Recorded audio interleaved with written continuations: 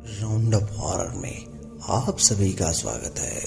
मैं लेकर आया हूँ एक ऐसी कहानी जिसे सुनकर आपके भी रोंगटे खड़े हो जाएंगे।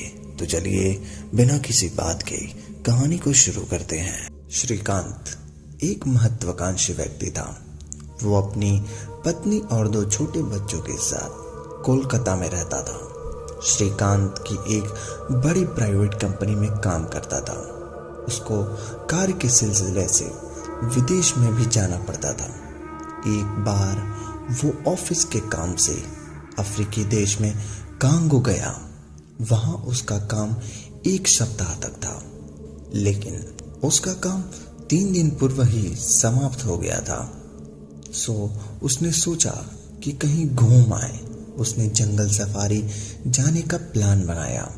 एक ट्रिप प्लानिंग कंपनी के साथ वो कांगो के जंगलों में सफारी पर गया।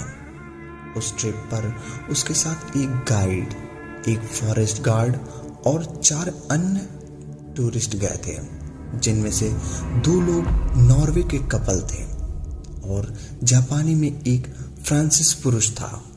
वो 3 दिन का टूर था, जिसमें 1 दिन में आना जाना और 2 दिन में सफारी के थे। जल्दी ही वो रात जंगल में पहुंच गए। वहां उनको रहने के लिए एक कॉटेज भी मिल गया। कैंप फायर में उन्होंने देर रात जागकर बिताई। फिर मध्य रात्रि तक सभी सोने चले गए। सुबह सभी तैयार होकर एक बड़ी खुली जीप में चल दिए। दिन भर सभी जानवरों की खोज में भटकते रहे, लेकिन उन्होंने सिर्फ छोटे जानवरों के ही दर्शन हुए। बड़े जानवरों के जैसे शेर, हाथी, चीते आदि नजर नहीं आए। फिर अंधेरा होने से पहले ही सभी वापस आ गए, लेकिन शेर जैसे बड़े जानवरों को न दिखाई देने पर सभी निराश थे। फ्रांसीसी कुछ ज्यादा ही निराश था। उसने कहा, अगर कल भी कोई जानवर नहीं दिखाई दिया तो कल रात हम जंगल के अंदर ही रुक जाएंगे। लेकिन गाइड और फॉरेस्ट गार्ड उनको इसके लिए मना कर रहे थे, क्योंकि इसमें जान का खतरा था। जानवर ही नहीं, वहां बसे जंगली कबीले का भी खतरा था। वो अपने इलाके के किसी भी बाहरी व्यक्ति को बर्दाश्त नहीं करते थे। बस दिन में ही वो गार्ड और गाइड की उपस्थिति के कारण ही वो किसी को कुछ नहीं कहते थे, क्योंकि वो रोज के आने जाने के कारण उनको पहचानते थे। आज रात थके होने के कारण उन्होंने कैंप फायर में भी जल्द ही सो गए। अगले दिन सभी फिर से जंगल की सफारी पर चल दिए। आज का दिन उन सफारी का आखिरी दिन था। शाम को ही उन्हें वापस निकलना था। सभी जंगल में पहुंच गए। दोपहर हो चुकी थी, लेकिन उनको आज भी कोई जंगल में जानवर नहीं दिखे। फ्रांसीसी अधीर होने लगा। उसने जीप रुकवाई और रास्ता छोड़कर जंगल के अंदर जाने लगा। गाइड और फॉरेस्ट गार्ड ने उन्हें रोकने और जाने को मना किया। कहा कि यह प्रतिबंधित क्षेत्र है, यहाँ मत जाओ। उन कबीले वालों को अच्छा नहीं लगेगा, लेकिन वो नहीं माना और जंगल में चला गया। वो सभी वहीं रुक गए उनके इंतजार में। वो अभी थोड़ी देर अंदर ही गया था कि उसको 2 आदिवासी नजर आए। उन्होंने उस पर अपने बाण तान दिए। वो फ्रांसीसी अपने साथ पिस्टल को छुपाकर लाया था। उसने अपनी गन निकालकर उन पर गोली दाग दी।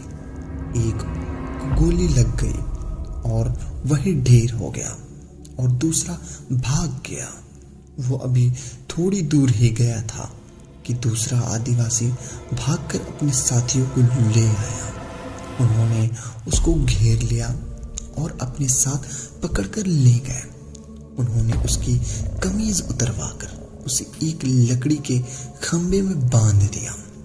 उधर जब फ्रांसीसी को आने में देर हो गई थी तो बाकी सभी उसको ढूंढते हुए वहां पहुंच गए। फिर आदिवासी कबीले वालों ने उन सबको पकड़कर उनकी कमीज उतरवाकर वैसे ही लकड़ी के खंबे में बांध दिया। उस गाइड ने उनको उन्हीं की भाषा में समझाने का प्रयास किया तो उन्होंने उसे कह दिया अब वो इसे नहीं छोड़ेंगे क्योंकि उन्होंने इनके साथी को मार दिया है और वो इसका बदला लेंगे। उनकी इस बात को सुनकर गाइड ने कहा, ये अब इसको नहीं छोड़ेंगे और हमें भी यहाँ से जाने को कह रहे हैं। अगर हम नहीं गए तो हमें भी इसके साथ ही मार डालेंगे। फिर उन्होंने फ्रांसीसी को छोड़ बाकी सभी को खोल दिया, लेकिन उनके कपड़े वापस नहीं किए। वो वहां से जाने लगे तो श्रीकांत को यह नागवार कर लगा। उसने फॉरेस्ट गार्ड की राइफल को छीनकर आदिवासी के पर तान दी। उस फ्रांसीसी को खोलने लगा। गाइड उसका ऐसा करने से मना कर रहा था। वो बोला, तुम ऐसा मत करो वरना मारे जाओगे। लेकिन श्रीकांत ने उनकी एक भी ना सुनी। फिर वो उन पर गन ताने हुए उस फ्रांसीसी को छुड़ाकर ले गया। सभी भागकर जीप तक आए और उसमें बैठकर वहां से निकल गए। कॉटेज आकर तुरंत सभी ने अपना सामान पैक किया और वहां से शहर की ओर निकल पड़े। लेकिन वो गार्ड अब भी उसको यही कह रहा था कि तुमने सबने अच्छा नहीं किया। फिर वो सभी सुबह तक अपने होटल आ गए। वहां आकर श्रीकांत उस गाइड से बोला, देखो हम सब सही सलामत हैं। आप तो वैसे ही डर रहे थे। हमने अपने एक साथी को मरने से बचा लिया। उसी दिन श्रीकांत की फ्लाइट लेकर अपने घर वापस आ गया। श्रीकांत घर पहुंचने पर सभी के लिए तोहफे ले गया। उसने घर वालों को वहां घटित पूरी घटना का वाकया सुनाया। सभी उनके कारनामे पर बहुत प्रसन्न थे, लेकिन उनकी यह खुशी अधिक दिन तक नहीं टिक पाई। एक रात अचानक उसके एक हाथ में बहुत दर्द हुआ। फिर धीरे धीरे वो दर्द बढ़ता चला गया। उसके दोनों हाथ सुन्न पड़ गए, जैसे लकवा मार गया हो।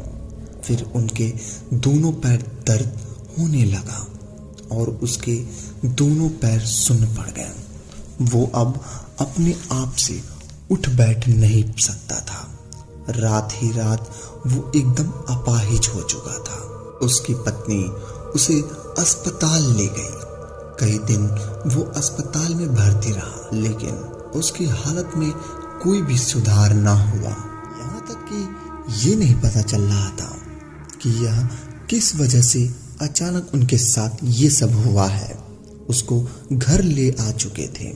उसके परिवार पर अचानक से दुखों का पहाड़ टूट चुका था। फिर एक दिन उसके सेल फोन पर उस गाइड और कांगो का फोन आया। श्रीकांत की उसकी मित्रता हो गई थी, सो उसने नंबर उसको देकर आया था। श्रीकांत की पत्नी लक्ष्मी ने उस फोन को रिसीव किया। उसने पहले श्रीकांत का हाल चाल पूछा। इतना सुनते ही वो रोने लगी। फिर उसने श्रीकांत की हालतों को बयां कर दी। गाइड ने कहा, ये कोई बीमारी नहीं है, यह सब एक ब्रूड तंत्र से किया गया है। वो ये सब मानने को तैयार नहीं थी। उसका मानना था कि इतनी दूर 7 समंदर पार तक कोई तंत्र मंत्र कैसे काम कर सकता है।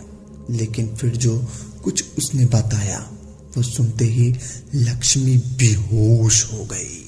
तो दोस्तों, आप भी जानते ही होंगे ये कबीले वाले तंत्र और मंत्र की साधना में निपुण होते हैं।